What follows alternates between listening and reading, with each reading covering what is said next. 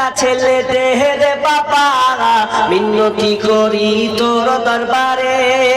একটা ছেলে দে রে বাবা, মিনতি করি তোর দরবারে। যদি মরা পাতা পরে গাউসের উপরে, যদি মরা পাতা পরে গাউসের উপরে, ছেলে হবে ঠিকই সেজে যাবে মোরে। যদি জিন্দা পাতা পরে গাউসের উপরে, যদি টাটকা পাতা পরে গাউসের উপরে, ছেলে হবে রে বাবা যাবে বেঁচে। আর এদিকে বলছে হায় আহারে হায় আহারে, আর ঢাক দল বাজে বলছে মানে ওর তাল মিলাচ্ছে ওরা, আর এদিকে বক্স ঢোলিয়ে বাজছে, আর এদিকে ওরা তাল মিলাচ্ছে। কি হবে? তো বাবার কাছে এসেছো সন্তান দেবে। কি ওখানে এত শিরিক যুক্ত কথা বলা হয় যা বলার নয়। বলছে পানির নিচে বাতি জ্বলে, ফু দিলে তা নিভে না।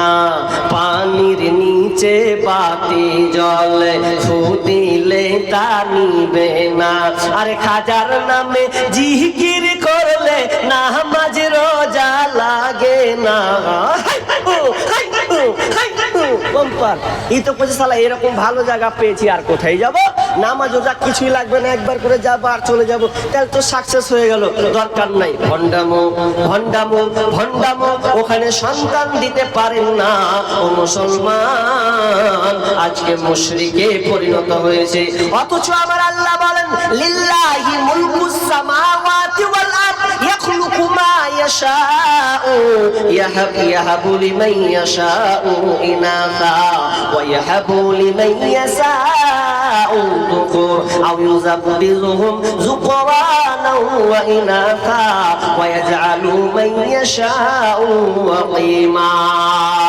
আল্লাহ সুবহানাহু ওয়া তাআলা বলেন এটা আমার কন্ট্রোলে, এটা আমার হাতে, আমার হাতে হাতে রাজত্ব রয়েছে। আমি আল্লাহ যেটা চাই সেটাই হয়, যেটা চাই সেটাই হয়, আমার যেটা ইচ্ছা হবে সেটাই হবে। ইয়াখলুকু মা ইয়াশাউ।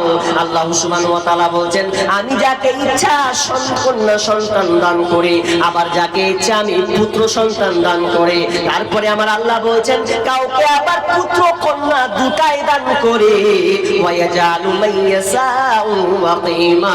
আল্লাহ তারপরে বলছেন আবার অনেককে আমি বাঝা বানিয়ে দিই। তোর পৃথিবীর যত খাজা বাবা দাতা বাবা আছে, আমি আল্লাহ যতক্ষণ পর্যন্ত সন্তান দেব না, তোর পৃথিবীর কারো ক্ষমতা নাই যে সন্তান পৃথিবীতে দিতে পারে।